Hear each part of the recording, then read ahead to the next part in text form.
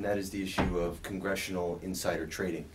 There was a 60 Minutes report recently, and now some legislation that's getting some attention, the Stock Act, which would prohibit essentially this sort of insider trading loophole for congressional members. I'm just curious what your thoughts are on that, if at all, and do you support the Stock Act? Well, I haven't thought the issue completely through. I didn't see the 60-minute report, but it seems like if you had the right kind of people in Washington, there wouldn't be even the suspicion of a problem like this. But without knowing about this in detail, I can't imagine why the members of Congress wouldn't be under the same laws that you would be under on insider trading. So a lot of times when things like this come out, though, there's a lot of grandstanding goes on. You know, they come up and all of a sudden we're going to have a fancy piece of legislation. So I haven't made up my mind about legislation. But obviously, if we have access to information, we benefit by it. I think that's a pretty serious offense. But in some ways, that's the culture of Washington. When you think about individuals who have been in Washington and they know the system, and then they leave Congress and they make millions because of this insider information and trade and become lobbyists. So I think the culture of big government, so often in bed with big business, is a very dangerous situation. But if there are some rules and laws that we could pass to restrain the congressman from doing this, we should certainly look at that. If I could just follow up on that, obviously one of the biggest stories nationwide right now is the Occupy movement, and sort of leads me to ask you about this, because I think this congressional insider trading issue is just one of many examples of the sort of things that this movement is opposed to and would like to see changes made with regard to. So I'm just curious, do you support the Occupy movement? And if so, why or why not? What are they getting right? What are they maybe not getting right? Yeah, I think it'd be wrong to say that if you support a movement when it might have 6 factions to it. It's sort of like it's an all or nothing thing for the Tea Party movement. That actually started during our last campaign 4 years ago, but that wouldn't mean I would all of a sudden say I support everything the Tea Party stands for, because that has changed a whole lot. There's a lot of outside influence. The same way with Occupy. But in general, I'm very sympathetic. Some people are pretty harsh on their criticism. Well, all they need is to take a bath and get a job. But who in thunder took their jobs from them? I mean, yeah, there are some lazy people out there. There's no doubt about it. But the people unemployed, that's a little bit different story. And I think you should be careful on criticizing just everybody for not having a job, because I see that as a consequence of bad government policy. You know, the government's responsible for the business cycle. Free markets doesn't create the business cycle. The Federal Reserve and Congress creates the business cycle, and therefore the unemployment is a result of bad economic policy. So if they're complaining about that, I'm all with them. If they're complaining about some rich people who have ripped us off, I'm all with them, because I didn't vote for any of the bailouts. I've been trying to expose the Fed on how they bailed out people for decades, and they dealt with $15 trillion, bailed out banks and rich corporations. They won't tell us a thing about it. And there's some of my supporters down there complaining about that too. You know, we need to know more about the Fed.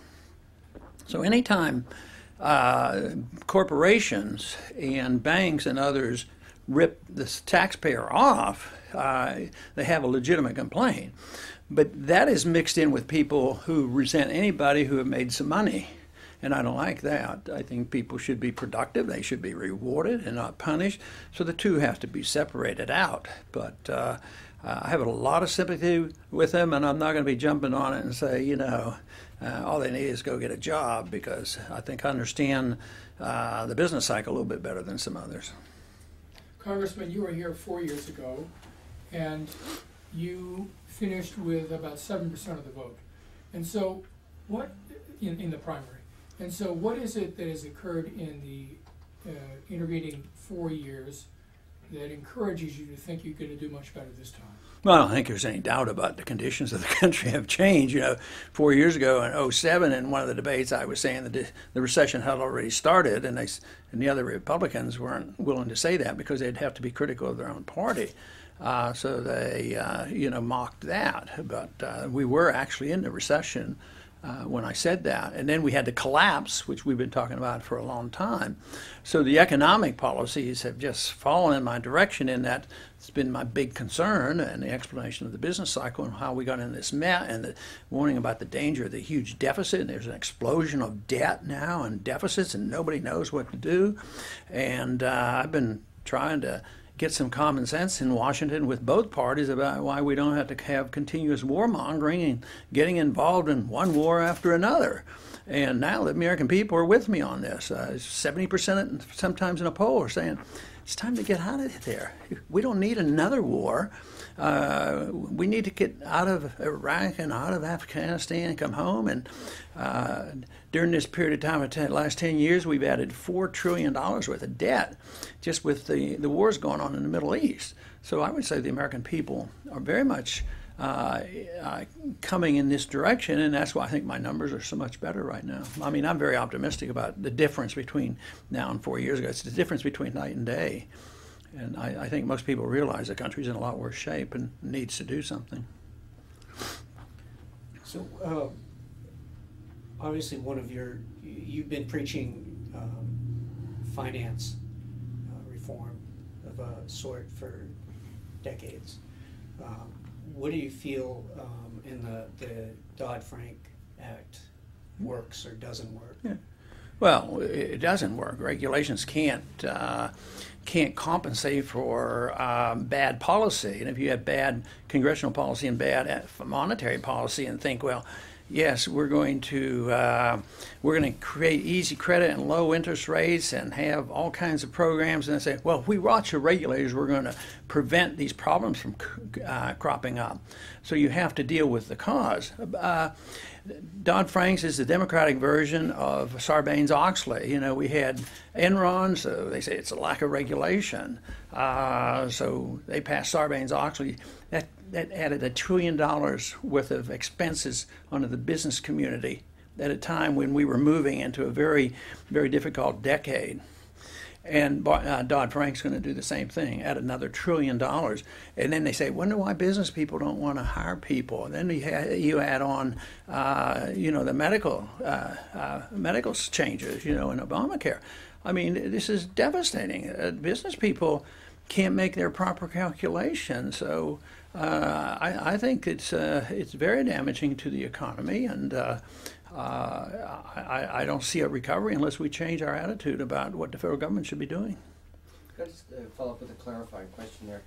Is in the situation that Sarbanes-Oxley was meant to address, and then Dodd-Frank was meant to address, in those situations, do you see it inappropriate for the government, for Congress to have done anything, or that it did the wrong thing?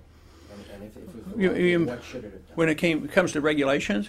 In those instances. Well, government has a responsibility, not necessarily the federal government. When Enron went bankrupt, it wasn't the SEC that warned us about it or took care of it. They didn't do any good. They gave false reassurance. It was a moral hazard. Oh, SEC's there, and they fill out the reports, so they're solvent. This sort of thing. It's false reassurance. But the fraud that was committed was obviously a governmental function, and they were convicted of fraud under Texas state law. Mm-hmm. So the regulations failed. Fraud laws work. When it comes to the collapse in 2008, they ignored the market, and they said, well, we have to bail them out. So they use congressional funds, taxpayers' funds, the Federal Reserve, to bail out their friends. And they do that at the expense of the taxpayers.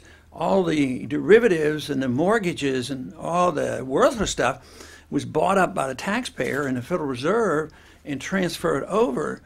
And then the middle class lost their job and they lost their houses. So the government has a responsibility, but when you give it to it, if you're careless and give them too much power, that power is taken over by the special interests, by the banks and the corporations.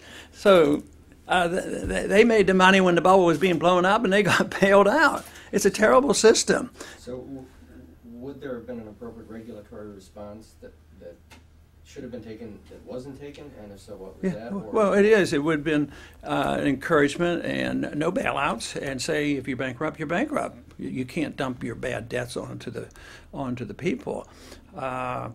It should have been handled more like it was handled in 1921 when they had the sharpest drop. With that depression, they had the sharpest drop in prices and wages and everything else. It lasted a year, and it was over, and nobody even knows about it. But it was a bad depression as a consequence of the inflation and the malinvestment of World War I. The correction had to come. But then it happened only 1 year. But once you get interfering and saying, well, we can't allow the mistakes to be taken out of the economy, liquidate the debt and get it out of the way, all you do is you prolong it. And this is what we're doing. So we're into 4 years now. It's going to last a long time unless we change this attitude that we don't keep bailing out all the special interests. And they're getting ready to do again. Bernanke just the other day, when they talk about the European problems, he says, I'm watching it carefully, and in order to maintain stability, I'm going to be there. He's going to print money at will because he doesn't want the banks to fail. It's a worldwide phenomenon. It's a dollar phenomenon, and he will print at will, and he will intervene at will, which will destroy our middle class. And that's what happens when we allow a government or a central bank to destroy the value of the currency. You destroy the middle class. This is historically known, and the evidence is all around us. The middle class is getting poorer. People on fixed incomes, their standard of living is going down. You can't keep up with what the Social Security beneficiaries are getting because the value of the money is going down. So as long as you have this belief that government can, print money or spend money and take care of people, and not look at the source of the problem, which is the artificial nature of the business cycle that is created by the Federal Reserve. No, all you do is you prolong the agony. We did it in the Depression. See, the Depression was different in 21. And the Depression lasted until 1946, essentially, because it lasted all through World War II. And that's when we got economic growth again. Japan follows this economic theory that you prop things up and you don't. The banks held a lot of stocks, and they keep everything at artificially high levels, and you don't have the market sorting things out and say what it's valuable. We don't know what these mortgage derivatives are worth. They may be worthless, but we buy them up, and we create the money to buy them up, which devalues the currency. Then we say, oh, we need more regulations, and it causes massive confusion, so our business people go overseas. So, no, you need regulations. You need the government to act properly. You need to understand property rights. You need to understand contract rights. You need to understand bankruptcy rights. You need to understand why special interests can't control our government, whether it's through the appropriation process. And we need to know what the Federal Reserve is doing. I mean, this idea that they can create $15 trillion, and we're not even allowed to know. I mean, this is crazy. And $5 trillion of it went to overseas of the credit they created, bailing out other companies and countries and central banks. And Bernanke, just like I said a few weeks ago, assured us that he would be watching it. What he's saying is he's going to take care of the system and forget about the people. And when I point this out to whether it was Greenspan or Bernanke, I said, what right do you have to decide what the interest rates would be? He said, well, that's my job. This is what I have to do. So he makes them artificially low. Low interest rates are supposed to make everybody happy. It makes the banks happy. But what if you happen to be a saver? What if you have? What if you're skittish about the stock market and you don't want to be involved, and you're in retirement and you buy CDs? What right does he have to say they get 2%? Instead of the market might say he gets 6 or 7%. When I asked him that, I said, well, you just can't make everybody happy. You can't take care of everybody. But the market isn't so judgmental and serving special interests. The market is going to help the people who are frugal and save and take care of themselves. And so the market can be left to its own devices? Well, no, I explained how the market should be involved. You know, you shouldn't permit fraud. You should have bankruptcies, and you should follow the laws in your contracts. That's an important role for the government, and those laws are much stricter than the government, because if you say that there's going to be regulation, say you argue the case for banking regulations to protect the people against banks doing stuff. Well, who writes the bank regulations? The banks, you know. So the bankers become the lobbyists, and they really write the regulations. If you want, if you're dealing with the drug industry and the medical profession, it's the drug companies that come in and write the laws, you know, and because they are the lobbyists. So it empowers those people with money to do it. So this, the regulations of the free market, much stricter, and not so directed toward the special interests controlling. This is why the rich got bailed out, and the poor suffered. If we can just segue out of finance here for a second and stick with regulation, we have 20 miles from here a nuclear power plant. Its license is due to expire in March, and the owner of the plant is making efforts to have that license extended. The regulatory agency that oversees that plant and other nuclear power plants in the country, the NRC, is believed by some to be so close to the industry that it's in bed with it. Do you have any views on that particular score? First, regarding the NRC's regulatory position and integrity, and then secondly, segueing to nuclear power itself. Well, I think the market should determine these things, and I think that people in New Hampshire should make the decision on why can't they decide whether there's danger or not. So I would think that'd be fine. But I have a sympathy for nuclear power, but my opinion should have no value, because what should really count is if you're going with the regulations of the marketplace, you say, well, should we subsidize it? Well, the market says no. Somebody else says we should subsidize because it's good. No, I'm saying, no, you don't do it. It has to act on it. Should it be insured? Well, we'll find out. The market, if it's too expensive, that means it's too expensive and too dangerous to do it. But if you say, oh, no, if you allow the regulatory agencies to come in and have the special interests come in and say, well, we think it's safe, we'll take care of the insurance and we'll take care of the waste products, and on. You never get an honest number for what the cost of energy should be. And it's cost and safety, and the market has to determine whether who's safe and who's paying for it.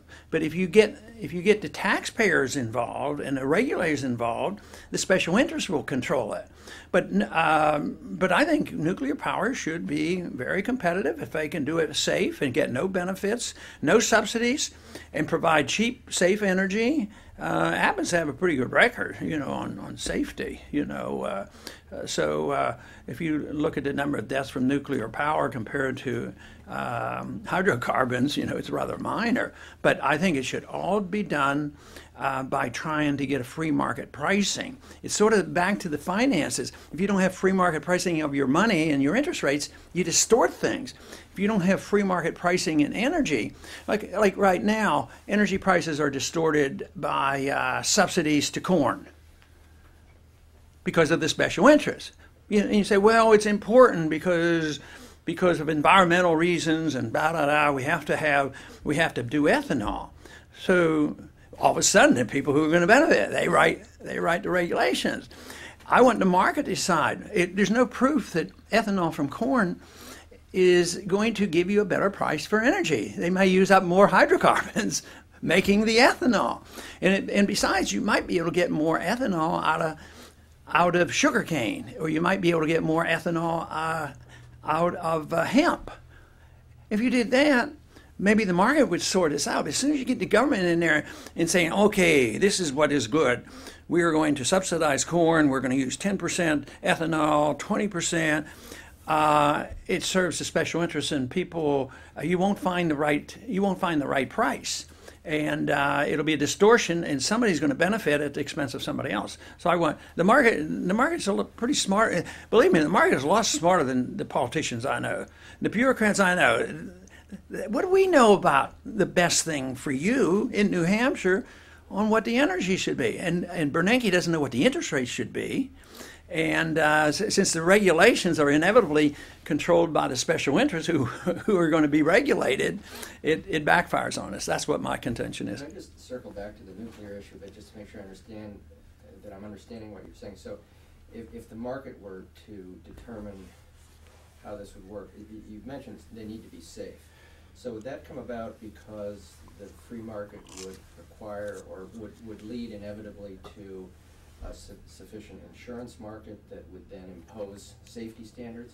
They could do that. That would be one way. Or are you saying that, or should the government be saying what the safety I think, standards I think because it is so significant, I think you could argue there's a clear and present danger when you're dealing with nuclear materials, and there'd be no reason why your state couldn't have some regulations on that.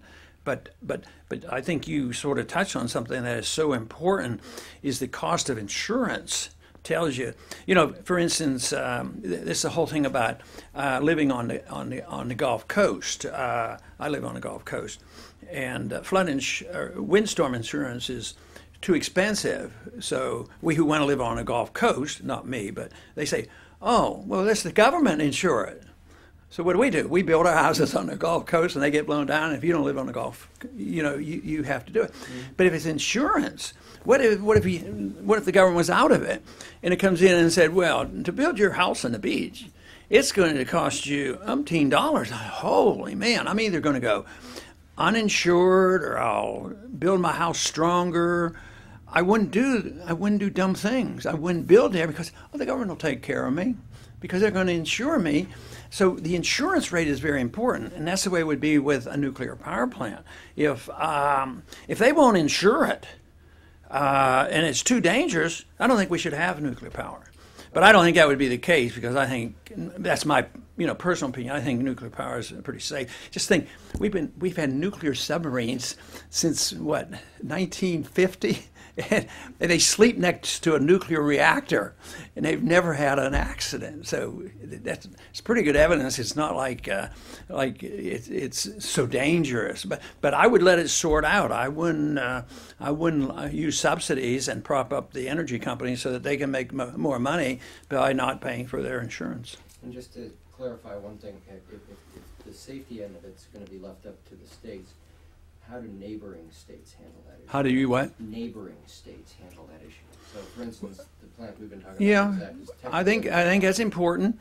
Most of the time, if you're on a border and you're next to another state, most of the time you can get to another state, and talk to each other. But if not, if there's an argument, the federal government would be involved. I think the same way on other environmental things too. Like if you have a river, or if you have a power plant and you're putting all your smoke's blowing in the wrong direction, and some other states suffering. No, if you can't settle it agreement between the two states, then there'd be a role for the federal government. When you talk about letting the free market will resolve it, it's smarter than the bureaucrats. It's smarter than the government. The ones I know, but smarter than the politicians too. So then theoretically, the mortgage industry should have done that, but didn't in every case. Which mortgage industry? So we had subprime mortgages being approved that probably shouldn't. Because they were they were insured by the government. That was Fannie Mae and Freddie Mac and federal home loan mortgages. That's all distorted by the government. Okay. So, but where I'm going, I guess, with that is, now you talked about the government having a responsibility, and that fraud laws will help keep industry and finance on People track. they don't have free reign. Should there, we have a new financial regulatory agency, consumer protection agency. Is that a good thing? No, you mean for your state? No, the federal. Oh no, I think it's horrible. Should the government not be involved in protecting consumers? Yeah, by protecting the market, because the consumer tells you, everything. The consumer buys and sells, and prices are set by the consumer. And if I'm the businessman and I lie to you, that's committing fraud. If anybody's hurt, you have recourse. But for a bureaucracy in Washington to do it, I think all you're going to do is scare your businessmen to go someplace else, because and if they are successful, they're going to be controlled. The lobbyists will be by the people who are being regulated. So that's the real fallacy. I mean, theoretically, it sounds ideal and all, but it never works that way.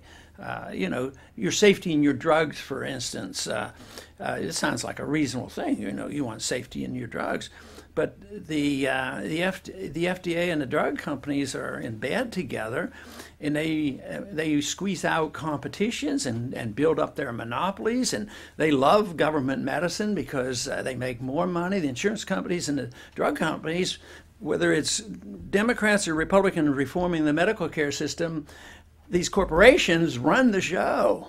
They support this because the government doesn't take it over. It's the corporations that end up taking over. So, it's well intended, but I think it always backfires on us, and that the people you're wanting to regulate end up writing their own regulations. So in that particular case, would the reasonable alternative be no FDA?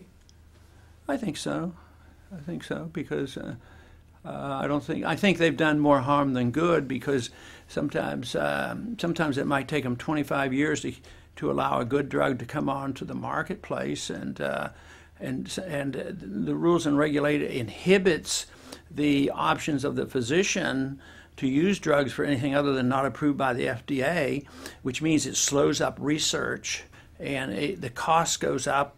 And then when it's approved by the FDA, guess what happens? If you're on the inside track of that, today I approve this, I'm the FDA, today I approve this drug, tomorrow their drug company's value, their stock goes up 50-fold, just because a bureaucrat made this decision.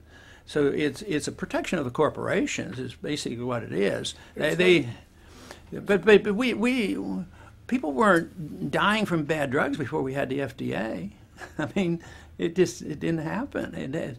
There'd be other agencies that would do this, and there'd be no reason to assume that all of a sudden the drug companies have it in their interest to give you a bad drug. Well, I'm not sure what thalidomide fits into there, but it's hard to prove a negative. But are you assuming that there are no bad drugs? Excuse me, There's plenty of bad drugs, and the FDA's permitted a lot of them to get on the market too.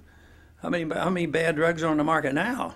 Did you ever see a PDR? They're about that big, and probably half of them are useless. But if it's FDA approved, and what does the FDA do when it comes to alternative or natural products?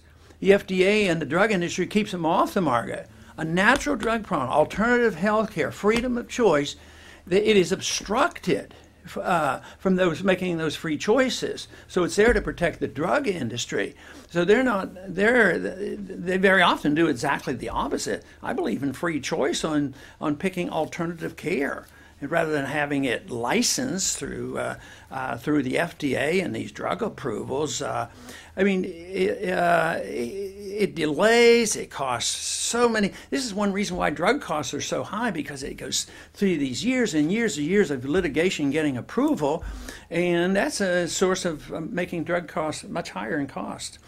So how do we get to this mess? Let's just stick with FDA or go with the Nuclear Regulatory Commission, but how is it that this body of burdensome regulations was allowed to develop? Is it private sector parts of the private sector finding ways to protect themselves, or what? I don't know. I haven't done a detailed history of exactly this, but my assumption would be that there'd be a lot of well-motivated people and say, well, we need these regulations to help the people and protect the people. But those individuals, the companies that are involved, immediately leap to it and take over and find out how they can keep out their competition, no matter what industry it is. Whether it's the housing industry, housing insurance, it's always to squeeze the little guy out and protect the big industries. It never serves. Competition serves the competitor who's trying to compete with big industry. And I don't like to see government protecting big industries and big corporations. If we could just maybe switch up to another topic, something I wanted to ask you about is Roe versus Wade, and there hasn't been seemingly a real significant challenge to that law in quite some time, but as president you have pledged to attempt to pass the Sanctity of Life Act, if I have that right, which would define life as occurring at the Well, moment no, of I conception. think, no, the We the People Act is the one that challenges Roe versus Wade. Okay. Regardless, you know, the name of it, is this a battle, I guess I would say, On Roe versus Wade? that you're truly prepared to embark on if Well, together? I have a position on it, but if that were the only issue, I probably wouldn't be running for president. I'm trying to save the economy from total annihilation, and I'd like to stop war, and I'd like to produce an environment where we have prosperity. Some of these other things, like if you take the abortion issue, I just want it to be returned to the states and get the federal government out of it, one way or the other. No laws of prohibition or mandates or finance or anything. Just get them out of it and try to get away from this thing, because that's the way it had been up until 1973, and but now this rises up on the ladder. In a scheme of things, I think if we're pro-life, we ought to be talking about war and torture and assassinations, and what we ought to be talking about is why we have probably 22% of our people unemployed. That's what we should be caring about if we care about life, and we need to care about the economy, but we got to understand what it's all about. But the Constitution is very clear when it comes to acts of violence, and I personally believe abortion is an act of violence because I'm responsible for taking care of a human fetus, and if I do harm, I can get in big trouble. So to me, it's but it's a difficult subject and it's complex, and the state is there to take care of all other acts of violence. If you go out and rob somebody, or if you injure somebody, you commit manslaughter, it's always a state issue. Why are we making this a national issue? I just as soon leave it alone. But I do have a position on it. But like I say, my issues, I first ran for Congress because of 1971, the breakdown of the Bretton Woods Agreement, ushering in this 40 years of a disastrous economic period that we're in the midst of a correction, and it's a long way to go. And my determination that we waste so much resources on war. It's the waste of resources. Just think of the $4 trillion of debt that we spent being involved in wars that we didn't need to be involved. 8,500 Americans die, 40,000 severely injured, hundreds of thousands suffering from illnesses, and the drain on the economy. Then we wonder why we don't have enough resources for taking care of child health care and the elderly. And we use the Social Security money up to do this. So I think those are the right to life issues that I'm concerned about. But I'm concerned about the Roe versus Wade. To me, that was just part of the movement that states don't want any responsibility. We can't take care of our problems. It's the federal government that do it. They have a money machine. They have the taxing authority. But if you look at the coming together of our 13 colonies, that is not what was intended. And I think it's a bad move going in that direction, because if you care about people and if you have a humanitarian instinct, you have to be concerned about how do you create wealth. And right now we're destroying wealth. Our country's poor. We have debt. We have $15 trillion of debt, $3 trillion of foreign debt. We have to borrow everything we get from the Chinese. I mean, that's what we have to be concerned about if we care about people. But the more regulations, the more printed press money, and the more dependence on the federal government, the poorer the people are going to get, and the more wars you're going to get. Because once you reject the concept of the Constitution and saying, well, yeah, I know the government didn't say we should be able to run the school system, but we'll do it, we'll just ignore the Constitution. So you go to war without a declaration of war. So our presidents go to war anytime they want. And they don't even ask us, they ask the United Nations. And now we just put troops over in Australia. Why do you want to pay money to send troops to Australia? Oh, because we need to fight China. I mean, they're getting ready to have a trade war and a hot war with China and get involved in their battle over their sea lanes over there. property rights and disputes that they've had going there for 30, 40 years, and we're getting involved. So I'm just trying to get this thing back in perspective and you know, get some priorities. You mentioned, last time I checked, the deficit committee wasn't going too far. You know, they got to the end of the day to get it done. So who knows what's happening. Yeah, okay. But you said that the committee had an impossible task. And what it really should be focused, what the job at hand here is not to carve small bits of money out here and there, but to reshape the responsibilities of the federal government. Now, aside from just talking about that right here, how do you actually make that happen as president? To get it back in order. Yeah. You have to change the attitude of the people on what the role of government ought to be. It's not difficult if you have a proper role for government. But if you think the proper role for our government is to police the world, go into nation building, and that we have the authority to start preemptive wars, no. As long as the American people do this, that cost is going to be so high, you can't do what I want. Nor can you do it if you believe that the federal government is able to provide any need for anybody that ever needed anything and forget about production. So the proper role of government is there to provide the environment, the conditions where people have the incentive to work and create wealth instead of chasing wealth away, have a sound currency in these things. So if those attitudes aren't changed, it's impossible. What I'm saying, it's not impossible if you change your mind about, and what do we have to do? It's not so much as you change your mind and invent something new. All we have to do is go and look at something we take an oath of office to uphold. It's so clear. It's small and short. It's Constitution, but nobody in Washington cares about it. Why not? Because the people want more stuff from Washington than can be provided under the Constitution, and they want to be in office, and they've been reelected. That's the reason. And they get reelected. But the big difference now is something is stirring. They're sick and tired of the Republicans and the Democrats, and that's why you have Occupy groups. That's why you have Tea Parties groups. That's why you get anger on the streets, because it's ended. The bankruptcy is here. We're up against a wall. That's why I said, under these conditions, there's no way that committee is going to do it, no way that Congress is going to do it.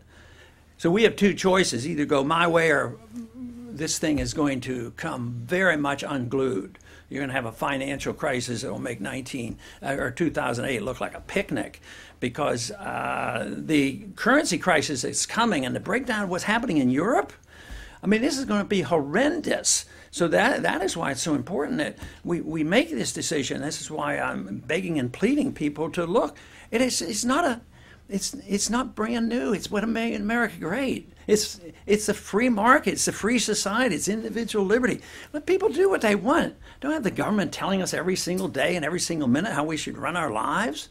You know, and the government is just involved in every little bit we do. We have no privacy left. We have this Patriot Act that takes away all our liberties, and there's no really economic liberties, no personal liberties, and we have this runaway spending and involvement overseas. Every single day there's another war getting started. The wars are going to expand in the Middle East. I mean, right now it's Syria, it's Iran coming, Somalia, Yemen, Libya, and Egypt, and things are getting very, very chaotic. We don't need to be in the mess of that. We need to be taking care of ourselves. If somebody were to fly some planes into some buildings in the U.S. today, somebody who's in another country, would you go? And you found out who that person was, would you go after that person? Sure. And bring the military along with them? Well, I do whatever. You know, I voted for the authority to do exactly that when we went after the Al-Qaeda. And so there are military engagements that are... Of course. Of course. I mean, that's one of the very few explicit requirements in the Constitution to provide for national defense. So that's what you must do. But you should. What's wrong, though, is if you use that as an excuse to do something else, you know, that you wanted to do and is unrelated to somebody flying into our buildings. Iraq had nothing to do with flying into those buildings. And yet that was just the excuse to go in there. Nation building of all these countries that had nothing to do. Matter of fact, it's making our conditions much worse. Matter of fact, Al Qaeda is now in Libya. There's chaos in Egypt, and we bribed the Egyptians for all those years to behave themselves, and then their government gets overthrown. And the wars and the conflict in the Middle East are expanding. I mean, we literally have driven the Iraqis into the hands of the Iranians. The Shiites are, pretty much, getting along better. So all that killing and destruction, and now there's more Al Qaeda in Iraq than there was before we started. But the end result is that the Iraqis are going to be much closer to the Iranians because they share the Shiite religious beliefs. You've mentioned this failed sort of foreign policy several times before, and you mentioned about if you can find a specific bad guy. As Jim mentioned, if we had somebody that crashed planes into a building here today, and you could sort of identify who that person was that was responsible, or that entity that was responsible, that you would go after them and possibly employ military power. But in the past, you've also indicated that you believe that 9/11 occurred as a result of foreign policy that was being practiced by the United States prior to this, so prior to the attack. So I'm wondering what... I said it's an influence. Right, and can you just sort of elaborate on that and talk about how you would maybe use diplomacy or other methods to address some of the issues that led up to that? And of course, my views are shared by many others, like our Department of Defense, our CIA, the 9/11 Commission. Paul Wolfowitz made a very strong statement about that. And he says, now we better get our base out of Saudi Arabia. It had been there for 15 years, and he admitted our base in Saudi Arabia was a strong incentive for bin Laden to recruit al-Qaeda members. So, I mean, I'm not inventing these things. That is just the way it is. And you had one. You had what would I? That the foreign policy sort of that we were practicing instigated 9/11. What different approach would you take? Oh, okay. That led up to that. The different approach. Well, I wouldn't be in the Middle East, so I wouldn't have had bases in Saudi Arabia. And you talked about diplomatic things, what you can do. Well, there's diplomatic things that we could do, but also there's, what the example I used is one of the worst. See, nobody wants to talk to the Iranians. That's evil. You can't do that because they're bad people. But we talked to the Chinese, and we talked to the Soviets, and they had nuclear weapons. They killed hundreds of millions of their own people. I was drafted in 1962 and during the Cuban crisis, and I was pretty glad Kennedy called up Khrushchev, and he says, and they said, well, I have missiles in Cuba because you have missiles in Turkey. And Kennedy says, okay, I'll take them out. So they had a deal, and the whole thing, and they took them out of Cuba. So I think we should practice some diplomacy, but the foreign policy should change because George Bush had it right in the year 2000. He says we should not have an arrogant foreign policy, or they will strongly disapprove of it. That's what we do, and we shouldn't have nation building and policemen of the world. So, that's the approach that we should have. The foreign policy should change. You should be willing to talk to people, and I mentioned the fact that we have nearly 12,000 diplomats. What's wrong with using a couple of them? I mean, before you go side to war, and this whole idea that they say that nothing is off the table when it comes to Iran, except diplomacy.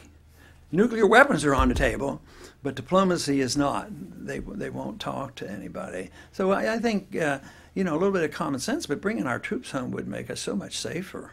If you're president, sworn in today, and Israel, obviously one of our top allies, felt compelled for whatever reason to make a military move against Iran, what then would you do? Do you feel like it sort of forces your hand, or what would be your response to one of our top allies. Well, making we a don't move even in we that don't even region. have a treaty with Israel, so I don't know what forcing my hand would do. I mean, when they did that against Iraq in the early '80s, I was in the Congress, and there was a resolution to condemn them for it, and I didn't vote for it because I think Israel inadvertently has made them put themselves into a corner because they depend on our money, so we're their boss. If they want to bomb somebody, they have to ask us. If they want to have a peace treaty with somebody, they have to ask us. So they've lost their sovereignty in many ways. So if they want to bomb Iran, if they ask me what my advice would be, I say it's I would like committing suicide because it makes no sense. But if you do it, that's your business. But to assume that they should do that and I should send these young kids over there and die for that, no, I don't think so. It's so unnecessary. I mean, an attack on Iran right now would be. I mean, there's a split in Israel over this issue. Their intelligence sources are strongly opposed to it. A lot of them are. And our generals, there's some very well-known generals, are very much opposed to something like that. And I think it would be very devastating. I certainly, if I were president, I certainly wouldn't want to participate in any of that. But I wouldn't assume control over other people. I think in a lot of ways we've jeopardized Israel because, we sort of bribed Mubarak. We've been giving him a couple $1 billion. This is about 78 or 79. And it didn't work. I mean, it worked while he was getting the money, but finally the people hated him enough they threw him out, and now there's going to be a government much more hostile toward Iran, and I think it makes it very unsafe for them because of that, because we prop up dictators. Someday, I'm sure that they'll get rid of the king in Saudi Arabia. That's a ruthless dictatorship. I mean, it's everybody's bad or worse than the Iranians. But we give, they're our best friends because they have oil. But someday, see, what we do is we divide the people against their government when we prop up the government. We're doing this in Pakistan right now. We bomb over there trying to kill some bad people, and then we have mistakes made and we have collateral damage. It upsets the people. I wonder why. And so they get mad at their government because we're friends with their government. And we give money to their government. So there's an example where we both pay the government to be our friends, and we're bombing, trying to kill some bad people in their country, killing innocent people, and they're getting angry with us. So that just stirs up resentments in the world. The one other thing on what could be done, and I've talked about this right after 9/11, is that declaring war is pretty difficult when it's a band of criminals, that can do this, and not a government. So if that would happen again, and we knew there was a group, 200-300 people, we should think about, I'd like to get people to think about a letter of marque and reprisal, which they used in our early history when they would give authority to private sources and others to go after individuals like that, rather than declaring war against a whole government. Right now we've declared war against a tactic worldwide, which means that our government can go to war anytime, any place it wants to without congressional approval, unless that's changed. If we can return to a matter of domestic concern here. You've talked about the importance of letting the marketplace have its freedom to move. The subject here is campaign finance. Campaign what? Campaign finance. Finance? And campaign finance, the disputes are on the one side that donations should be made freely without limit to as many people as one wants to make. And the arguments on the other side are that by allowing such practices, the rich will rule and all others will not. So is there I hope I've defined it clearly, is there a role for government regulation of campaign finance? Not unless you change the First Amendment, because you have a right to petition your government, and if you limit, let's say you think a lot about the First Amendment and you go to Washington and you want to spend $1 million to protect your First Amendment rights, and I want to limit it and say you can't do it, I think I violated your right to petition the government. So I would say yes. But the problem is, if you have unethical people in Washington who are susceptible to the bribery of big donations, that's a problem. Get rid of those people. But you say, no, that'll never happen. Then you have to get rid of the system that provides a government, gives us a government that can give out so much. It has so much control, so many benefits. The regulations, I'm going to regulate this guy against this guy, put him out of business to help him. So as long as the government is involved in the redistribution of wealth, taxing one group and bailing out somebody else, you're going to always have that incentive.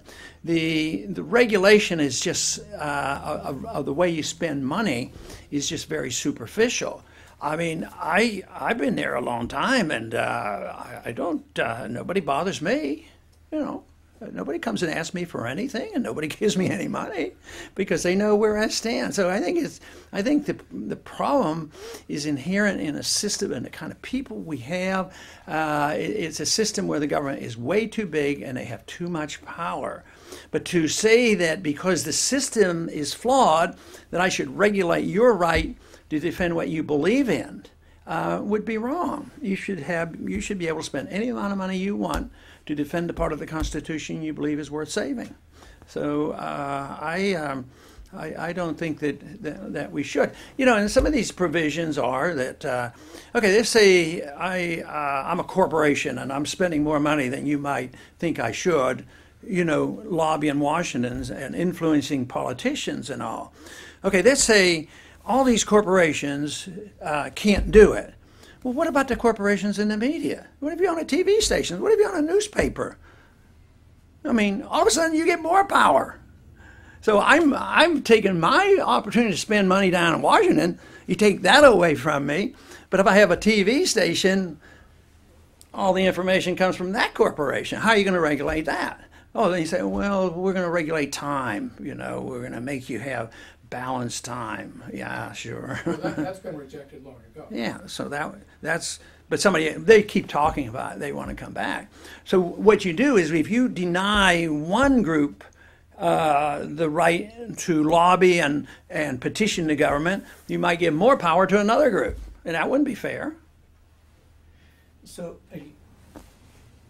you talked earlier about needing to change the expectation of what the government does or should do, and that if you were president, that's how you would make the changes. But what concretely, if you're elected president, you go to Washington, you've still got essentially the same Congress, I mean, plus or minus however many people may change in this election.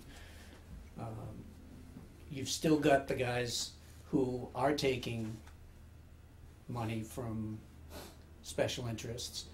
You've still got all the lobbyists. You've still got millions of Americans who may not want to change the things you think need changing because they get from Washington. They get welfare, they get Social Security, whatever it might be. So what concretely can you do to make those changes? Well, the plan I've written out and talked about on the budgetary change, I mean, you do have to have everything I've ever talked about, I have a transition for. You know, I want to work from one group, even on monetary policy. I don't want to close down the Fed, even though I want to end the Fed, but I wouldn't close the Fed down one day. I want to legalize your right to use constitutional money. If you use gold and silver today, you can go to jail. So I want to legalize that. I want to make sure it's legal always for you to have private schools if you want to, and never have the government prohibit you. So I always want to have competition. In medicine, instead of moving in the direction of forcing everybody into a government system, I want you always have the right to opt out of it so that there is a transition. Education is that way, medicine like that, monetary policy like that. But how do I get there? Well, first, if elected, the sentiment is certainly going to be different than it is today, and you will have a type of bully pulpit because the people will have endorsed what I'm saying. There will be new members of Congress. There were new members of Congress last year. The conditions are going to get different, and you do have to work hard. You'd have to work and persuade people. Out of necessity, they're going to have to do something because they're going to, otherwise, you know, we're going to have this horrendous crash. So what you do in order to, I want to cut $1 trillion first year. First year, $1 trillion, because I think the debt is a problem, bigger than anybody else. Nobody in Washington thinks that debt is a problem because they've been taught for 70 years that deficits aren't bad. Liberals and conservatives says deficits don't matter, but they do. And the debt is the reason we can't get growth again. So I want to cut $1 trillion. You say, where are you going to cut it from? Well, I'm going to cut 500 from overseas spending, 500 billion. And now, where should I get my most of the support there? From liberals. It won't be the conservatives. So, and I also want to cut departments here in the country and get another $500 billion. But in doing this, is the only way I think you can save the care for the indigent, the poor, for medical care, and the elderly. Because we've robbed them blind. There is no money. The Social Security money has been spent. And it's been spent in these deficits in these wars. So if you do that, yes, you could work your way out of it. You could take care of the people who truly needed it. But you can't do it if you keep, doing these things. So I'd have to have coalitions. Nobody, you won't get everybody to agree with everything I'm saying, but why can't you get coalitions? Conservatives would endorse these cuts, liberals would endorse these cuts. Hopefully they'd both endorse civil liberties, the protection of individual rights and privacy and these sort of things, and move in that direction. But I'd be the first to admit it. It's not going to be easy. All I know is if you don't do something, the other alternative is not good. It's not good at all. We've got about 5 minutes left, and I'd like to leave it to you. I'd like to let you start off with a comment on what the President Obama, what he has done that is good. Just pick one or two things. Let's see. I was asked that question before. I had a little trouble. Then I came up with something. Not very much, but there wasn't very much that George Bush did good either. So if you're picking on anybody, no, government's gotten bigger. The spending has gotten worse. The wars have gotten worse. Protections of civil liberties. I might go. Oh, I know. The one thing I voted with him on was, getting rid of with no child left. Let's see the military, the gays in the military. So I supported him on that, and that was a protection of civil liberties, don't ask, don't tell program. But basically, no, I'm not running against, I bet you've never heard me say it. Well, I guess I could, but a lot of people are, running against Obama. Well, I'm running against a system that got off track many, many years ago, because we have gone in the wrong direction economically. We don't have any respect for civil liberties, and we have a foreign policy that's a disaster. We've been doing it for nearly 100 years. We've been drifting down. But we met a point 40 years ago when we said there would be no limits on deficits and no limits on printing money and no limits on the size of the government. And that was the last linkage of gold, the dollar to the gold standard. And all you have to do is go back and look at any economic chart. They go along like this. Debt, size of government, bureaucracies, regulations, the whole works skyrocketed because there are no restraint on the politicians. And the politicians know that the best way to get reelected is come in and say, look, what do you guys want? I'll do anything you want. I'm going to vote for it. I vote against nothing because my responsibility is to deliver the pork to my district. And they got away with this for all that time, but it's ending. It's all over, and the Tea Party people know it. The people on the streets know it. The people who want more stuff, they know it because they're getting very worried. And that's what I run against. It's the philosophy of government. I believe that the limitation of government power in our Constitution is good. I believe that markets work better than government planning and intervention and welfareism and warfareism. And this is something that is the mistakes have been bipartisan, and I think that. We'll have to make a decision. We don't have any choice in it. We cannot maintain the status quo, which in the way we have been for the last 30, 40 years. We're going along, and our standard of living has stayed about the same, but it was all on borrowed money. Yeah, but we're much poorer than anybody realizes. People are just overwhelmed.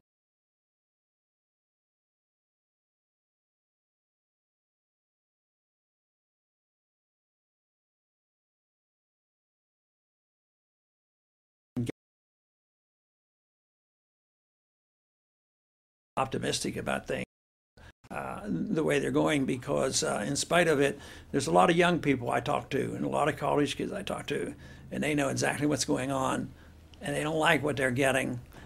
They say, "Oh yeah, but didn't we give them low interest, loan of money so they could get a college education? Hasn't that been wonderful?" Yeah, give them a college education. The costs skyrocket. The quality of education goes down, and they don't even have a job. They know there's a problem. I tell young people they can get out of Social Security, even with my program that I designed. 25 and under, get them out and work our way out of this thing. But you can't do it with the current belief that government is all things to all people. It's just illogical. You just can't print wealth with a printing press or a computer. That is a fallacy, and we're seeing the end stages of a 40-year experiment that never has happened in the history of the world. We have never faced a worldwide financial crisis like we've had now, because we've had globalism and global currencies, but never have we had a fiat paper currency that was the reserve currency of the world last for 40 years like this, and we're seeing the climax of it. I hope to make a difference. Congressman, if I could just ask one thing. You're very passionate in your views, and you seem to be as equally critical of both parties. Given the importance you attach to your views, if the Republican Party doesn't nominate you, would you be continuing your campaign afterwards? No way. I have no plans to do that. But it's sad. It's sad because one of the reasons why we're over in the Middle East is because we want to, because we're an exceptional nation, our exceptionalism, we want to go over there and tell them how good we are and how wonderful, and that they can have elections. We do that, we die, we go broke, and sometimes they have elections. If they don't come out the way we want, we stick it to them. We just totally ignore them. And yet here at home, we don't have real democracy. I mean, if you do come to the conclusion, which many Americans have, there's no difference in this state. Obviously, there are more independents than Republicans and Democrats separately. Most people are independent because they're tired of the parties. But if you go into a party other than Republican and Democrat, you can't get on ballots. You don't get interviews at newspapers. You don't get in the debates. At the same time, we do this overseas, and then we look at the way we treat competition here in politics. I think it's a sad story. We'll have to do a tape change if we continue. I've actually drawn the close here.